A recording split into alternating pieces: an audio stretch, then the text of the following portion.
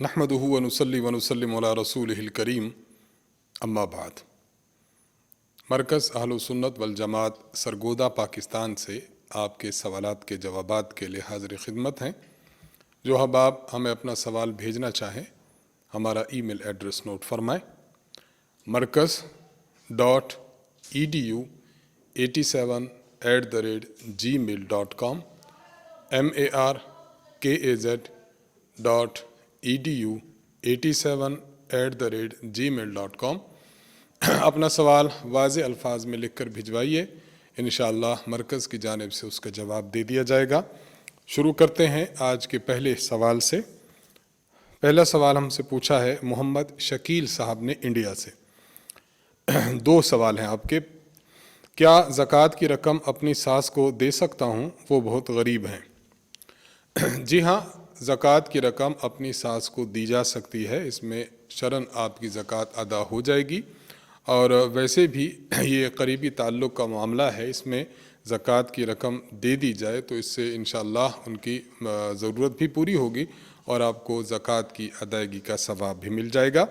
اس حوالے سے مختصراً ایک اصول سمجھ لیجئے جس سے یہ معلوم ہو سکے گا کہ انسان کس کو زکوٰۃ دے سکتا ہے اور کس کو زکوٰۃ نہیں دے سکتا۔ رشتہ داروں میں سے وہ رشتہ دار جو انسان کے اصول یا فروع کہلاتے ہیں انہیں زکوٰۃ کی رقم نہیں دی جا سکتی۔ اصول سے مراد جن سے انسان خود پیدا ہوا ہو، فروع سے مراد وہ رشتہ دار جو انسان سے پیدا ہوئے ہوں۔ جن سے پیدا ہوا ہو یعنی باپ، ماں، دادا، دادی، نانا، نانی، یہ انسان کے اصول کہلاتے ہیں۔ اور انسان کے فروع جو اس سے پیدا ہوئے، جس طرح بیٹا، بیٹی، پوتا، پوتی، نواسا، نواسی، اسی طرح نیچے تک اگر موجود ہوں تو انسان اپنے اصول اور فروع کو زکوٰۃ نہیں دے سکتا۔ اسی طرح میاں اپنی بیوی کو زکوٰۃ نہیں دے سکتا اور بیوی اپنے میاں کو زکوٰۃ نہیں دے سکتی۔ اس کے علاوہ باقی رشتہ داروں کو دی جا سکتی ہے، مثلا جس طرح ساس ہے اس کو زکوٰۃ دی جا سکتی ہے، سسر کو زکوٰۃ دی جا سکتی ہے۔ اسی طرح کوئی مرد ہے اپنی بہو کو زکوٰۃ دے سکتا ہے، اور کوئی عورت ہے اپنے داماد کو زکوٰۃ دے سکتی ہے۔ تو اس طرح دیگر رشتہ داروں میں بہن ہیں، بھائی ہیں، ان کو زکوٰۃ دی جا سکتی ہے۔ تو اس تفصیل کے مطابق جو ہے وہ زکوٰۃ کی ادائیگی انسان کر سکتا ہے کہ کن کو دینی ہے اور کن کو نہیں دینی۔ اور دوسرا سوال آپ پوچھتے ہیں کہ 1,00,000 روپے پر کتنی زکوٰۃ ہوتی ہے؟ دیکھیے، انسان کے پاس جتنی قابل زکوٰۃ رقم موجود ہے اور اس قابل زکوٰۃ رقم پر زکوٰۃ معلوم کرنا چاہتا ہے تو اس کا آسان حل یہ ہے کہ اسے 40 پر تقسیم کر دیں۔ مثلا آپ کے پاس 1,00,000 روپے ہیں، 1,00,000 کو آپ 40 پہ تقسیم کر دیں تو یہ آپ کے 2,500 روپے بنیں گے، یہ آپ کی زکوٰۃ ہے۔ اور اس کا عام ایک اور طریقہ بھی ہے کہ آپ جس رقم کی زکوٰۃ نکالنی ہے اس کو ملٹی پلائی کر دیں 2.5% کے ساتھ، اس طرح بھی آپ کی زکوٰۃ کی رقم نکل آئے گی۔ تو دونوں صورتوں میں سے جو آپ کو آسان لگے اس کے مطابق زکوٰۃ کی رقم نکال سکتے ہیں۔ 1,00,000 روپے پر 2,500 روپے زکوٰۃ ہوگی۔ نصیر احمد صاحب سرگودا سے سوال کرتے ہیں کہ ہمارے ہاں سحری کا آخری وقت 6:34 ہے۔ میں نے جب سحری کھا کے فارغ ہوا تو اس وقت 4:40 ہو چکے تھے، یعنی 6 منٹ بعد تک میں سحری کھاتا رہا۔ یہ کام انجانے میں ہوا، میرا روزہ ہوا کہ نہیں؟ وقت مقرر سے اگر کوئی شخص آگے وقت تک سحری کھاتا رہا تو اس طرح اس شخص کا روزہ نہیں ہوا، چونکہ آپ نے وقت مقرر سے 6 منٹ زائد تک سحری کھاتے رہے ہیں، اس لیے آپ کا روزہ نہیں ہوا۔ آپ رمضان المقدس گزرنے کے بعد آپ پر ایک روزہ کی قضا لازم ہے، اور اگر کسی شخص کا اس طرح روزہ نہ ہو، مثلا جس طرح ہمارے بھائی نصیر احمد صاحب ہیں، تو ان کے لیے شرعی حکم یہ ہوتا ہے کہ پورا دن ان کے لیے اس طرح گزارنا لازم ہوتا ہے جس طرح روزہ دار گزارتے ہیں۔ اسے علماء کی اصطلاح میں، فقہ کی اصطلاح میں کہتے ہیں تشبہ بالصائمین، روزے داروں کی مشابہت اختیار کرنا۔ تو ان پر روزے داروں کی مشابہت اختیار کرنا بھی لازم ہے، اور رمضان المقدس گزرنے کے بعد، عید الفطر گزرنے کے بعد ایک روزہ کی قضا کرنا بھی ان کے ذمہ لازم ہے، ان کا یہ روزہ نہیں ہوا۔ سائل نے اپنا نام نہیں لکھا، لکھتے ہیں کہ ایک شخص نے اپنی بیوی کو محض مس کیا بلا دخول اور اسے انزال ہو گیا تو روزے کا کیا حکم ہے؟ ایسی صورت میں روزہ فاسد ہو جاتا ہے اور ان شخص پر اس ایک روزہ کی قضا کرنا رمضان کے بعد لازم ہے، البتہ اس پر کفارہ نہیں ہے، کیونکہ کفارہ کے لیے جنایت کاملہ ہونا ضروری ہے۔ یہ جنایت تو ہے لیکن جنایت ناقصہ ہے۔ کریم بخش صاحب سلہ والی سے سوال کرتے ہیں کہ صدقہ فطر میں کیا چیز بہتر ہے؟ گندم، جو، کھجور، کشمش کی جنس دینا بہتر ہے یا رقم دینا بہتر ہے؟ جواب عنایت فرمائے۔ دیکھیے، جہاں تک جنس کا تعلق ہے تو جنس جون سی بھی دے دی جائے جنس دی جا سکتی ہے، اور اگر آپ جنس کا اور رقم کا تقابل کرنا چاہیں تو ہماری رائے میں رقم دینا زیادہ بہتر ہے۔ ایک انسان کو اگر جنس دے دی جائے، گندم ہے، جو ہے، کھجور ہے، کشمش ہے، تو اس سے بھی صدقہ فطر ادا تو ہو جائے گا، لیکن بعض انسانوں کو اپنی ضرورت کی دیگر اشیاء مطلوب ہوتی ہیں، اس لیے اگر ان اشخاص کو رقم دے دی جائے نقدی کی صورت میں تو اس سے زیادہ منفعت وہ حاصل کر سکتے ہیں، مثلا جو چیز ان کو مطلوب ہو وہ خرید سکتے ہیں۔ تو ادا تو دونوں سے ہو جائے گا، جن سے بھی اور اس کی قیمت سے بھی، لیکن بہتر برل قیمت ہی ہے کہ قیمت دے دیں تو یہ زیادہ مناسب ہے۔ محمد حماد علی صاحب سندھ سے سوال کرتے ہیں کہ ایک شخص ایک مجلس میں گیا جہاں اگربتی سلگائی ہوئی تھی، دھواں اس کے منہ میں چلا گیا، روزہ باقی رہا یا نہیں؟ اگربتی جل رہی ہے، عود جل رہی ہے یا دھواں جو ہے کہیں سے آ رہا ہے، انسان اس کو جان بوجھ کر اندر لے جاتا ہے، مثلا جان بوجھ کر اس کو اندر لے جائے اپنے سانس کے ذریعے، تو اس سے روزہ فاسد ہو جاتا ہے، روزہ ٹوٹ جاتا ہے۔ اور اگر سر راہ چلتے چلتے یا کسی محفل میں گیا، عود یا لبان یا اگربتی جل رہی تھی اور بلا قصد اور بلا ارادہ اس کے ناک میں، اس کے گلے میں دھواں آ چکا، تو اب اس کا روزہ فاسد نہیں ہوگا، اس کا روزہ بحال ہی قائم ہوگا۔ کوشش کرنی چاہیے کہ ایسی جگہوں سے بہرحال بچنا چاہیے۔ قاری رضوان اللہ صاحب سندھ سے سوال کرتے ہیں، ایک شخص تلاوت کر رہا تھا، اس کی چھوٹی بچی آئی اور اس کی گود میں بیٹھ گئی، بچی نے پیشاب کر دیا، اب اس کے وضو کا کیا حکم ہے؟ دیکھیے، جہاں تک وضو کی بات ہے تو وضو تو اس کا نہیں ٹوٹا، وضو ان کا بحال ہی قائم ہے، اور لیکن چونکہ بچی نے پیشاب کر دیا ہے اس لیے ان کا جسم اور ان کے کپڑے یہ نجس اور ناپاک ہو چکے ہیں، کپڑے دھو لیں یا تبدیل کر لیں اور اپنے جسم کو پاک صاف کر لیں دھو کر، تو پھر درست ہو جائے گا۔ وضو بہرحال نہیں گیا لیکن کپڑے اور جسم یہ ناپاک ہو چکا ہے۔ اور یہ بات واضح رہنی چاہیے کہ اگر کسی شخص کے جسم پر کوئی نجس اور ناپاک چیز لگ جائے تو اس سے وضو اور غسل نہیں ٹوٹتا، ہاں البتہ یہ ہے کہ وہ جسم کا وہ حصہ ناپاک ضرور ہوتا ہے، اس کو اگر پانی کے ساتھ اچھی طرح دھو لیا جائے تو اس سے انسان کا جسم پاک ہو جائے گا۔ محمد آصف صاحب آپ سوال کرتے ہیں کہ ایک شخص کے پاس 5 تولے سونا اور 3 لاکھ روپے ہیں، ان پر سال گزرنے والا ہے، اس نے 15 رمضان کو زکوٰۃ نکالنی ہے، ابھی یکم رمضان کو اس کے پاس 2 لاکھ مزید آ گئے، ان پر سال نہیں گزرا، آیا ان کو بھی اس مال میں شامل کریں گے یا اس پر الگ سے سال گزرنا چاہیے؟ دیکھیے، ایک شخص کے پاس رقم موجود ہے، جس طرح ہمارے انصاف کے پاس ہے 5 تولے سونا ہے اور 3 لاکھ روپے، یہ رقم ان کے پاس تھی اور ایک سال اس رقم کو ہوگا 15 رمضان المبارک کو، اس دوران یا اس سے بالکل متصل پہلے مثلا یکم رمضان کو ان کے پاس 1 لاکھ 2 لاکھ رقم زائد آ جاتی ہے۔ موصوف یہ پوچھ رہے ہیں کہ آیا جس طرح 5 تولے سونا اور 3 لاکھ روپے پر پورا سال گزرا ہے تب میں نے اس کی زکوٰۃ دی ہے، تو درمیان میں جو رقم آئی ہے 2 لاکھ روپے، اس پر بھی سال کا گزرنا ضروری ہے یا اس کو ہم اسی پہلے والی رقم میں شامل کریں گے؟ دیکھیے، یہ رقم آپ کے پاس آئی ہے یکم رمضان کو، لیکن چونکہ پچھلے سال سے لے کر اس سال 15 رمضان تک آپ کا جو زکوٰۃ والا سال ہے، یعنی آپ کی رقم پر گزرنے والا جو سال ہے وہ سال چونکہ چل رہا ہے، اس میں اصول یہ ہوتا ہے کہ درمیان میں جو رقم آپ کے پاس آئے گی اس کو آپ پہلی رقم میں شامل کر لیں گے۔ اب یوں سمجھیں گے کہ آپ کے پاس رمضان 15 رمضان کو زکوٰۃ نکالتے وقت آپ کے پاس 3 لاکھ نہیں رہا بلکہ آپ کے پاس 5 لاکھ رہا۔ اس رقم پر الگ سے سال گزرنا ضروری نہیں ہے بلکہ موجود رقم میں اس کو شامل سمجھ کر یوں کہا جائے گا کہ آپ کی اس رقم پر بھی سال گزر چکا ہے، اس لیے آپ نے اب 5 تولے سونا اور 5 لاکھ روپے پر زکوٰۃ ادا کرنی ہے 15 رمضان کو۔ تبسم حسین صاحب آپ تلا گنگ سے سوال کرتے ہیں، ایک عورت کو الٹی آئی تھی، وہ پوچھ رہی ہیں کہ میرا روزہ رہا یا نہیں۔ دیکھ لیا جائے کہ اگر الٹی آئی ہے اور خود بخود الٹی آئی ہے، چاہے منہ بھر کے آئی ہو یعنی اس طرح زیادہ آئی کہ اس کو کنٹرول نہ کر سکی، چاہے معمولی مقدار میں آئی ہو، اگر الٹی خود بخود آئے تو اس سے روزہ فاسد نہیں ہوتا۔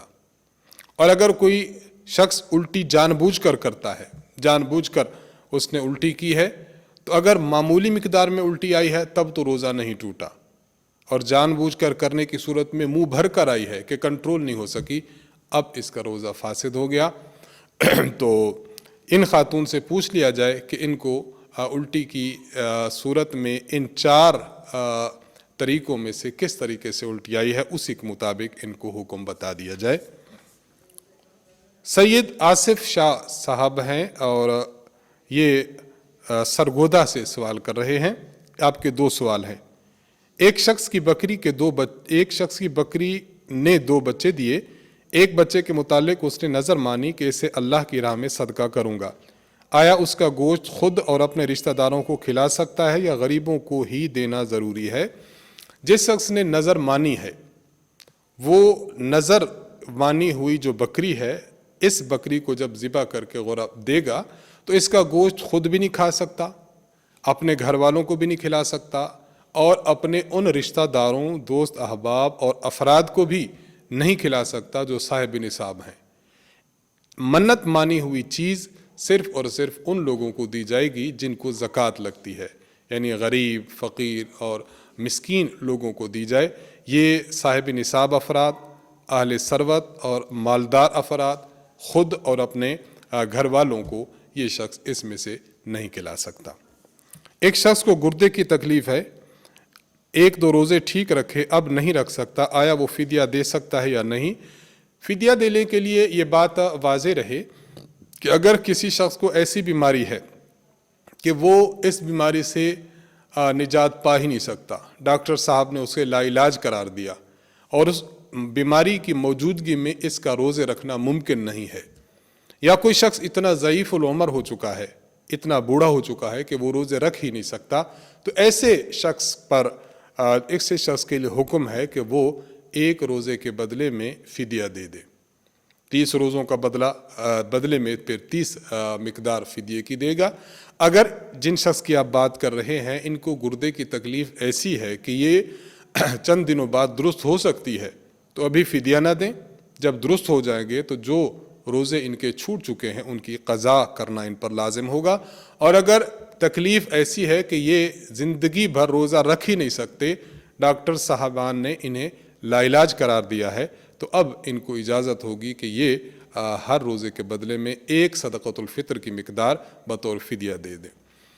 لیکن یہ بات بھی واضح رہے کہ اگر زندگی میں انہیں کہیں جا کر روزہ رکھنے کی طاقت لوٹ آتی ہے اور ان کی بیماری اللہ کی جانب سے درست ہو جاتی ہے تو اب ان کا دیا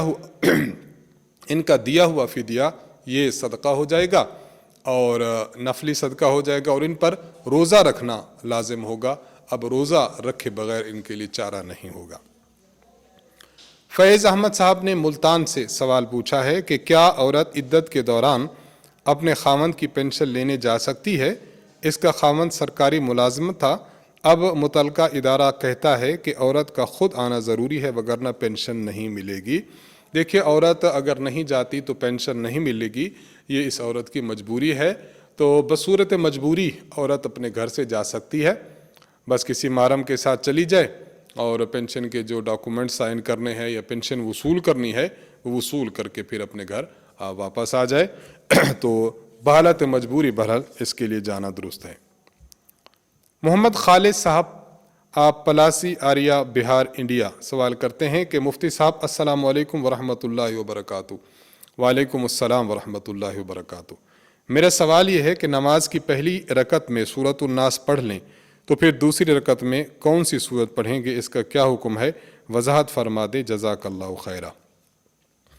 دیکھیے، جب انسان نماز پڑھتا ہے یا تو نماز فرض ہے یا نفل پڑھ رہا ہے، فرائض میں قرآن کریم کی جو موجودہ ترتیب ہے، یعنی مثلا میں آخر سے عرض کروں گا، سورت فیل ہے، پھر سورت قریش ہے، پھر ارأیت الذی یکذب بالدین ہے، سورت الماعون ہے، پھر سورت الکوثر ہے۔ اس ترتیب کے ساتھ جس ترتیب سے قرآن کریم میں صورتیں مذکور ہیں، اگر نماز فرض ہے تو فرض نماز میں جو شخص قرآن کریم کی تلاوت کرے گا، تلاوت کے واجبات میں سے یہ واجب ہے کہ انسان اسی ترتیب کے ساتھ صورتیں پڑھے ہر رکعت میں کہ جس ترتیب کے ساتھ قرآن کریم میں صورتیں مذکور ہیں۔ اگر کوئی شخص فرض نماز میں جان بوجھ کر ترتیب الٹ کر دیتا ہے، مثلا اس نے پہلے پڑھی لإیلاف قریش اور دوسری رکعت میں اس نے پڑھ لی ہے پھر الم تر کیف فعل ربک باصحاب الفیل، جان بوجھ کر اگر فرائض میں کوئی شخص قرآن کریم میں موجود ترتیب کو الٹ دیتا ہے تو اس طرح کرنا مکروہ تحریمی ہے۔ نماز ادا ہو جائے گی لیکن کراہت تحریمی کے ساتھ۔ یہ بات یاد رکھیں کہ یہ تلاوت کے حق میں مکروہ تحریمی ہے، وگرنہ فی نفسی نماز ہو جائے گی، سجدہ صاحب واجب نہیں ہوگا۔ اور اگر فرائض تھے، فرائض میں ایک شخص نے ترتیب الٹ دی ہے اور الٹی ہے جان بوجھ کر نہیں بلکہ بغیر اختیار کے یا بھول کر ترتیب الٹ ہو گئی، پہلی رکعت میں اس نے مثلا پڑھ لی ہے تبت یدا ابی لہب وتب اور دوسری رکعت میں پڑھ لی ہے اذا جاء نصر اللہ، بھول کر اگر فرائض میں ترتیب الٹ دی ہے تو پھر نماز بلا کراہت درست ہو جائے گی۔ آپ نے جو، اور ایک بات تو یہ، اور دوسری بات اگر کوئی سنن اور نوافل پڑھ رہا ہے تو اس میں ترتیب کا اس طرح مرتب رکھنا یہ واجب نہیں ہے، بلکہ اگر کوئی شخص جان بوجھ کر بھی الٹ دے تو اس کو مکروہ تحریمی نہ کہیں گے۔ ہاں، بہتر یہی ہے کہ سنن میں اور نوافل میں قرآن کریم کی ترتیب کو ملحوظ رکھا جائے، اچھا ضرور ہے، لیکن یہ تلاوت کے واجبات میں سے نہیں ہے۔ اس تمہید کے بعد اب آپ کے سوال کی طرف ہم آنا چاہیں گے کہ اگر کسی نے فرائض میں جان بوجھ کر پہلے سورۃ الناس پڑھی پھر اب کون سی پڑھے، تو پھر کوئی بھی سورت پڑھ لے تو اس کے لیے اجازت ہے، جان بوجھ کر چونکہ ایسا کیا ہے اس لیے یہ مکروہ تحریمی ہے، کراہت کے ساتھ نماز ادا ہو جائے گی۔ اور اگر بھول کر اس طرح فرائض میں کیا ہے تو پھر بلا کراہت نماز ادا ہو جائے گی۔ اور اگر یہ بات اس نے نوافل میں یا سنن میں کی ہے کہ پہلے سورۃ الناس پڑھ لی ہے تو اب کوئی بھی سورت پڑھ لے، اب بلا کراہت نماز درست ہے۔ حسین احمد صاحب سہارنپور سے سوال کرتے ہیں کہ مفتی صاحب السلام علیکم ورحمۃ اللہ وبرکاتہ۔ وعلیکم السلام ورحمۃ اللہ وبرکاتہ۔ حضرت مولانا محمد الیاس گھمن صاحب دامت برکاتہم کی جو کتاب نماز اہل سنت والجماعت کے نام سے ہے وہ مجھے کیسے حاصل ہو سکتی ہے؟ میں سہارنپور انڈیا سے ہوں۔ آپ ہماری ویب سائٹ پر چلے جائیں www.ahnafmedia.com، اس پر نماز اہل سنت موجود ہے، یا ہمارے واٹس ایپ پر رابطہ کر لیں، مرکز کے واٹس ایپ پر، تو آپ کو PDF میں بھیج دی جائے گی۔ محمد اسامہ صاحب بنگلور سے سوال کرتے ہیں کہ السلام علیکم ورحمۃ اللہ۔ وعلیکم السلام ورحمۃ اللہ وبرکاتہ۔ سوال یہ ہے کہ میری گاڑیاں ہیں، میں تمام گاڑیوں کو کرائے پر دیا ہوں، تو زکوٰۃ ادا کرنے کا کیا حکم ہے؟ گاڑی پر زکوٰۃ ہے یا کرائے پر؟ نوٹ: گاڑیوں کا کرایہ جمع نہیں ہے۔ آپ کا جو معاملہ ہے اس میں گاڑیوں پر تو زکوٰۃ نہیں ہوگی، البتہ کرائے پر زکوٰۃ ہوتی ہے۔ اگر آپ کے پاس کرائے کی رقم جمع نہیں ہے تو بس یہ دیکھ لیجئے کہ جس تاریخ کو آپ اپنے باقی اموال کو جمع کر کے زکوٰۃ نکالتے ہیں اس وقت تک جو کرایہ آپ کے پاس بچا ہوا ہے اس کو بھی شامل کر کے زکوٰۃ ادا کریں گے۔ اور اگر آپ کے پاس باقی اموال ہیں ہی نہیں جن پر زکوٰۃ ہوتی ہے اور یہ کرایہ بھی بچتا نہیں ہے تو پھر آپ پر زکوٰۃ نہیں ہوگی۔ سوال لکھا ہے، سائل نے اپنا نام نہیں لکھا۔ عورت ایام کی حالت میں آنے والے روزوں کی قضا رکھتی ہے، نمازوں کی نہیں، ایسا کیوں ہے؟ دیکھیے، اس حوالے سے پہلی بات تو بنیادی بات یہی ہے کہ یہ سمجھیں کہ شرعی احکام ہیں شریعت نے جو حکم دے دیا ہے منع تسلیم کرنا چاہیے، چاہے اس کی ریزن ہمارے ذہن میں آتی ہے، ہمیں سمجھ میں آتی ہے یا نہیں آتی، بس شرعی حکم سمجھ کر اس کو قبول کرنا چاہیے۔ صحیح مسلم میں روایت موجود ہے، حضرت معاذہ عدویہ آپ حضرت عائشہ رضی اللہ عنہا کی خدمت میں حاضر ہوئیں اور عرض کرنے لگیں کہ مجھے بتائیے کہ خاتون، یہی سوال کیا جو آپ پوچھ رہے ہیں کہ خاتون جب ایام میں ہوتی ہے تو روزوں کی قضا کرتی ہے، نمازوں کی نہیں، اس کی وجہ کیا ہے؟ حضرت عائشہ رضی اللہ عنہا نے ارشاد فرمایا کہ اس کی وجہ یہی ہے کہ جب نبی علیہ السلام کا دور تھا تو ہمیں میں سے کسی ایک عورت کو اگر یہ والا عارضہ لاحق ہوتا تھا تو ہمیں حکم ہوتا تھا کہ نمازوں کی قضا نہ کریں، روزوں کی قضا کریں، اس لیے نمازوں کی قضا نہیں ہے، روزوں کی قضا ہے۔ حضرت عائشہ صدیقہ رضی اللہ عنہا نے یہ فرما دیا کہ بس چونکہ شریعت نے حکم دے دیا ہم نے اس پر عمل کرنا ہے، ریزن کے پیچھے انسان کو نہیں جانا چاہیے۔ بنیادی بات تو یہی ہے کہ بس منع تسلیم کرے۔ ہاں البتہ علماء کرام نے اس کی عقلی وجوہات بھی لکھی ہیں اور جو واقعتاً ایسی ہیں جو انسان کو سمجھ آنے والی ہیں۔ دیکھیے، عورت کو یہ عارضہ ہر مہینے میں مثلاً 5 دن 8 دن 9 دن لاحق ہوتا ہے۔ اب اگر ہر مہینے میں عورت پر لازم ہو کہ وہ ہر دن کی نمازوں کی قضا پھر آگے جا کر کرے تو 9 دن کی نمازوں کی قضا کرنا، ہر مہینے میں قضا کرنا، ظاہری بات ہے کہ یہ بظاہر عورت پر ایک مشقت والا کام تھا۔ اس لیے ایام میں نمازوں کی قضا نہیں ہے۔ اور روزہ یہ ہر مہینے میں نہیں ہے، روزہ یہ 1 سال کے بعد ہے۔ 1 سال 365 دن ہے، 365 دنوں بعد گویا ایک مہینہ آتا ہے، اور اس مہینے میں بھی چند ایام ہیں، مثلاً 5 ہیں، 6 ہیں، 7 8 9 اتنے ایام ہیں۔ تو روزے کی قضا کرنا بنسبت نمازوں کی قضا کے آسان ہے، ان کی تعداد سال بھر میں بہت زیادہ بن جاتی ہے، نمازوں کی تعداد جو ان کو قضا کرنا ہوگا، اور یعنی روزوں کی تعداد یہ بہت کم بن جاتی ہے۔ اس لیے شریعت مطہرہ کا حکم عقلاً بھی سمجھ آتا ہے کہ روزوں کی قضا ہونی چاہیے کیونکہ کم ہے، عورت پر بوجھ نہیں، اور نمازوں کی قضا نہیں ہونی چاہیے چونکہ زیادہ ہیں، شاید عورت پر بوجھ ہو۔ تو یہ عقلی وجہ بھی علماء نے بیان کی ہے جو بظاہر بہت ہی عمدہ ہے، سمجھ آنے والی ہے۔ پریگننٹ عورت کی اگر طبیعت خراب ہو تو کیا روزہ توڑ سکتی ہے؟ میری بہن کی حالت ایسی ہوئی تو اس نے روزہ توڑ دیا، اب کیا حکم ہے؟ کیا گناہ تو نہیں ملے گا؟ ام حبیبہ کراچی سے۔ اگر واقعتاً عورت کی طبیعت اتنی خراب ہو گئی ہے کہ وہ برداشت نہیں کر سکی، اس کو اپنی جان کا یا اپنے بچے کی جان کا خطرہ ہے یا سخت اندیشہ ہے بیمار ہونے کا، تو پھر روزہ توڑ سکتی ہے، گناہ نہیں ہوگا۔ بس یہ ہے کہ ان کو رمضان گزرنے کے بعد 1 روزہ کی قضا کر لیں گی۔ جمشید احمد صاحب رحیم ارخان سے سوال پوچھتے ہیں کہ روزہ کی حالت میں حجامہ کروانا کیسا ہے؟ یعنی کپنگ تھراپی کے ذریعے خون نکلوانا، یہ جائز ہے، اس سے روزہ پر کوئی اثر نہیں پڑے گا۔ روزہ کی حالت میں تیراکی کی جا سکتی ہے یا نہیں؟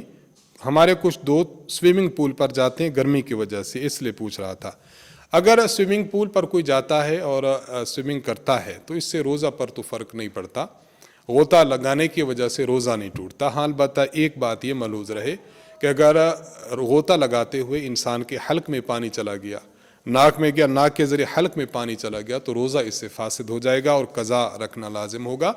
اس لیے ہمارا مشورہ اس حوالے سے یہ ہے کہ اگر کوئی اچھا تیراک ہے اور تیراکی کے دوران اپنے منہ اور اپنے ناک کو بچا سکتا ہے پانی سے، تو پھر اسے چاہیے کہ تیراکی کر سکتا ہے اور غوطہ لگا سکتا ہے۔ لیکن اگر اس میں ایکسپرٹ نہ ہو تو پھر اس کو غوطہ نہیں لگانا چاہیے، بس ویسے نہا دھو کر اپنی گرمی کو دور کر لینا چاہیے۔ انہی سوالات کے جوابات کے ساتھ ہماری اس مجلس کا اختتام ہوتا ہے۔ اللہ تعالیٰ سے دعا ہے اللہ تعالیٰ رمضان المقدس کی عظیم گھڑیوں میں زیادہ سے زیادہ عبادات کی توفیق بخشے۔ مرکز اہل سنت والجماعت کو اپنی خصوصی دعاؤں میں یاد رکھیں۔ وآخر دعوانا ان الحمد للہ رب العالمین۔ السلام علیکم ورحمۃ اللہ وبرکاتہ۔